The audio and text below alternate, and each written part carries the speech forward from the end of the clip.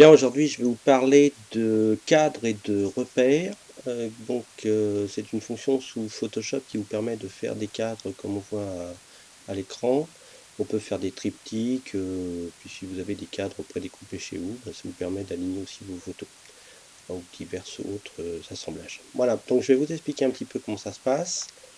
Donc je vais déjà commencer par fermer le cadre repère. Voilà. Ensuite, je vais créer donc un nouveau fichier. Il suffit de cliquer sur nouveau. Donc là, j'ai mis une largeur de 30 cm, une hauteur de 30, ça va nous faire un carré. Donc je fais OK, voilà. Et vous voyez qu'en haut, j'ai une règle qui est apparue. Alors par défaut, chez moi, elle est allumée. Par contre, je vais vous montrer comment on fait si ce n'est pas le cas. Et également en vertical. Donc pour allumer cette règle, donc il faut déjà un nouveau fichier. Si vous n'avez rien à l'écran, vous ne voyez pas la règle. Donc affichage, et là tout simplement, vous cochez ou décochez règle. Vous voyez que là j'ai décoché, elle apparaît plus. Donc je reviens dessus, règle, voilà. Donc cette règle, elle est paramétrable. Pour la paramétrer, c'est tout simple. Alors, soit vous allez dans édition, préférences, et là vous allez dans grille, pardon, étrange, ou alors tout simplement vous double-cliquez dessus, voilà, et vous arrivez dans dans la même fenêtre qui permet le réglage. Alors, normalement on arrive sur cette position-là. Vous cliquez juste à celle d'en dessous. Et vous avez donc la grille, les repères. Alors vous pouvez changer les couleurs. Ce qui est surtout intéressant, c'est ça, la grille en pixels, pouces, centimètres, millimètres, points, picas et pourcentage. Vous allez vous servir essentiellement soit de pixels, ce qui est quand même assez rare, soit de centimètres si vous voulez faire des bordures très précises, de millimètres également. Et je vous conseille par défaut de cocher les pourcentages. Voilà, donc ça c'est pour l'unité. Ensuite, le pas, on va mettre 10%, ça va s'afficher tous les 10%. Et la subdivision, ça va découper donc en 5 petites parties, comme vous voyez là-haut, en 5. Vous pouvez mettre en 10, plus il y a de subdivision, plus c'est précis, bien sûr. Donc, bah voilà pour les réglages. Vous en avez d'autres un tout petit peu en haut. Je vais les balayer rapidement avec vous. Les curseurs, non. Les règles, là, vous avez également en centimètres ou en points. Vous pouvez régler ça. Et c'est à peu près tout. Donc, vous faites OK une fois que vous avez paramétré tout ça. Donc, maintenant, je vais vous montrer cette règle. Donc, cette règle, elle commence par rapport à un document à 0 en horizontal, 0 en vertical, dans le coin supérieur gauche. Vous pouvez déplacer ce 0 absolu. Alors là, je me suis mis donc en centimètres. Donc, on part de 0 à 30 cm, de 0 également à 30 cm. Vous cliquez droit ce coup-ci dans la règle, vous pouvez changer l'unité, soit en pixels, millimètres ou en pourcentage. Donc je vais me mettre en pourcentage, vous allez voir pourquoi. Donc on part de 0 à 100%. Quel que soit le carré, le rectangle, la dimension que vous avez mis, un format A4 ou autre, vous serez toujours à 0 sur l'angle et 100% sur l'autre. C'est peut-être bien pratique des fois pour venir régler comme il faut des choses. Donc pour faire un repère, je vous rappelle, vous cliquez dans cette règle, vous descendez, vous voyez, voilà. Donc là, ici, on a fait un repère, ça vous fait une délimitation. Vous pouvez également le faire dans le sens, en vertical. Voilà, donc on a un trait ici, on peut, en revenant dessus, le redéplacer. Alors pour faire le déplacement, vous voyez que je me suis mis dans l'outil déplacement en haut. Ça ne marche pas sur tous les outils cochés. Donc méfiez-vous que vous soyez bien sur l'outil de déplacement d'activer en partie haute. Sinon, le déplacement d'un repère ne pourra pas se faire. Pour mettre ses repères, donc ça c'était le premier point, on clique dedans, on déplace, il se met. Vous pouvez également le mettre précisément dans afficher. Alors, il y a également, donc j'ai pas parlé des grilles, on peut cocher la grille. Vous voyez, vous avez une subdivision qui apparaît, qui est magnétique. Toujours dans l'affichage, vous pouvez cocher ce magnétisme. Et toujours dans ce menu affichage, vous avez nouveau repère. Donc il suffit de cliquer dedans. Et là, vous voyez, vous avez une option soit horizontale, soit verticale. Et la position, donc là, comme je suis en pourcentage, il apparaît en pourcent. Si je me mets à 50%, donc il sera pile à la moitié. Vous faites OK. Voilà, mon repère, 50%, juste ici, en vertical. Donc ça, c'était pour les ajuster pile poil dessus. Ensuite, on va regarder, on a la possibilité, donc je vous ai dit, de changer ce repère 0 qui se trouve ici. Donc pour ce faire, vous allez dans l'angle, vous cliquez dedans, et vous déplacez en diagonale, et vous voyez que votre grille apparaît, et ça c'est le 0. Donc je vais me mettre à 50 et à 50. Alors vous voyez que je me mets sur les grilles, enfin il y a un magnétisme qui s'opère sur la grille. J'arrive pas à me mettre entre deux. Donc pour ce faire, pour être pile poil sur un chiffre entier, il suffit simplement de maintenir enfoncé la touche Shift. Et là, je vais me mettre pile à 50. Voilà, je suis à 50 ici.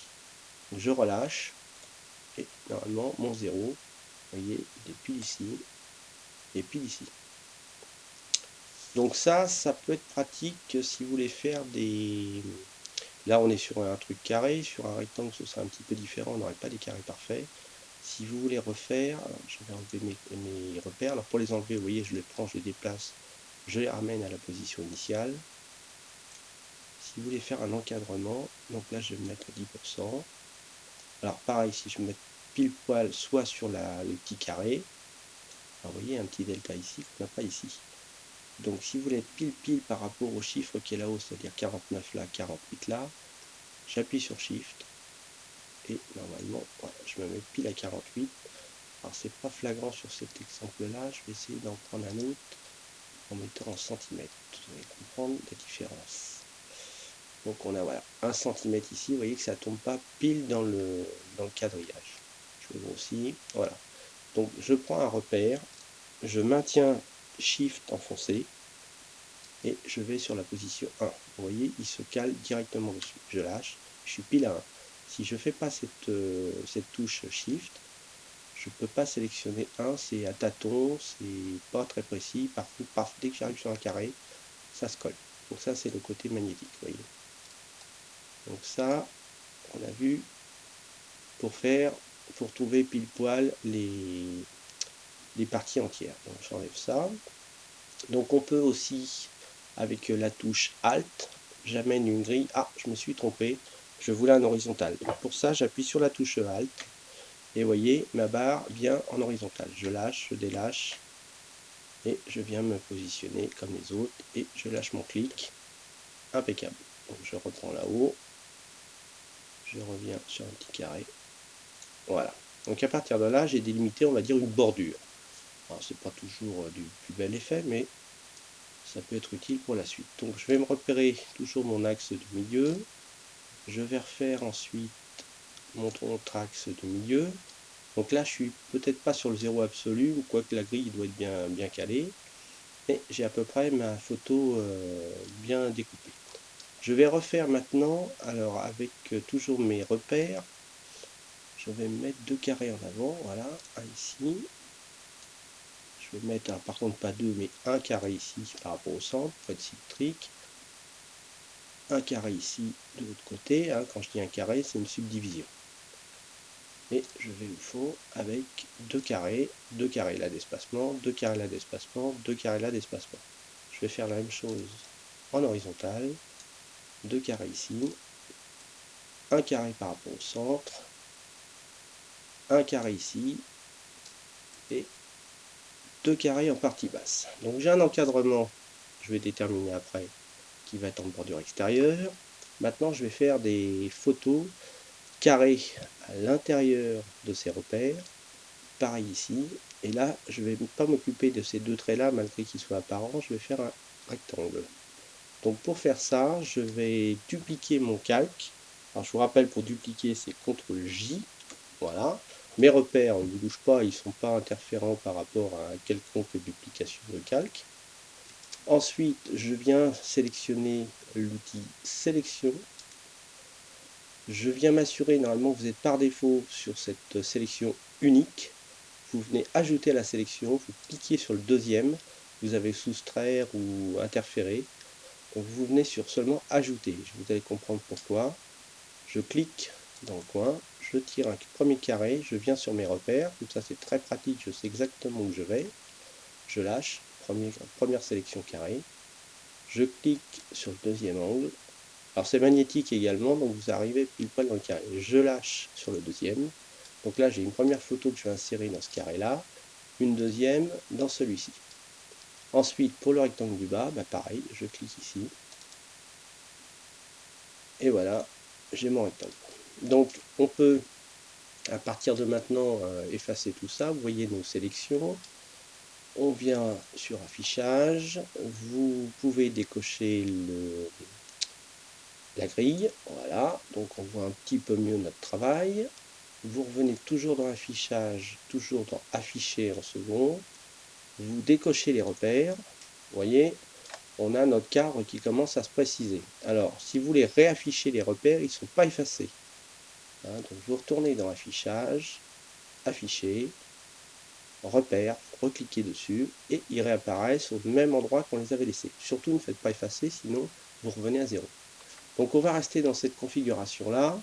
Je vais maintenant noircir nos sélections avec l'outil remplissage. Donc là je suis en premier plan en blanc et en arrière-plan noir. J'intervertis en cliquant sur la petite flèche. Je viens chercher mon pot de peinture qui est derrière l'outil dégradé. Je clique dessus. J'ai mon noir pour remplir. Je clique dans mes sélections. Voilà. Et là, on voit donc deux carrés noirs et un rectangle noir. Qu'on repère, je vais vous afficher les calques. Donc mon arrière-plan, j'ai dupliqué mon calque. Et maintenant, je viens de remplir en noir le calque sur mes sélections. On va apparaître ici. Voilà, donc sur un premier temps, je vais m'arrêter à ça. Je vais vous montrer... oh si, je peux déjà commencer à faire mon dégradé. Non, je le ferai après. Je vais vous faire un deuxième tuto et je vais vous expliquer comment on arrive à glisser des photos maintenant derrière. Là, c'était essentiellement pour voir les repères. Donc, je vous rappelle, pour changer l'unité, vous cliquez droit dedans, vous avez les unités qui apparaissent, vous cochez celle qui vous convient. Vous avez également, donc si je reclique, j'en ai pas parlé tout à l'heure, je double-clique dans le petit coin supérieur, vous revenez pile poil à 0, ici et ici. Vous cliquez une fois dedans, vous maintenez enfoncé, vous déplacez votre origine 0 au centre, sur un côté, vous pouvez le mettre où vous voulez, ça il n'y a pas d'importance. Ensuite, avec la touche, alors si vous affichez la grille, vous magnétisez sur les petits carrés de subdivision. Si vous êtes en chiffre entier, en centimètres comme on est là, on a vu tout à l'heure, vous appuyez sur la touche Shift, cliquez, déplacez votre repère et il se met pile poil sur un chiffre ou une subdivision entière. C'est important parce que quand vous serez en centimètres et que vous voulez faire un cadre de 2 cm, une bordure tout autour, ce sera important plutôt que d'avoir des petites subdivisions qui ne sont pas forcément dans l'unité. Et c'est surtout important quand là on est en carré, mais si vous êtes en rectangle, les proportions ne sont pas les mêmes. Voilà, on peut le faire aussi sur une ellipse, il n'y a pas de problème. Et vous avez ensuite donc la touche Alt qui vous permet de basculer le repère soit horizontal, soit vertical si vous êtes trompé. Vous pouvez le relâcher et les annuler. Voilà, bah, je crois qu'on a tout vu sur les repères. Essayez de faire des compositions vous-même. Vous arrêtez à ce que j'ai fait là et à partir de là, on passera sur un deuxième tuto pour voir comment on vient glisser des photos dans ces sélections maintenant rectangulaires. Voilà, à bientôt, merci, au revoir.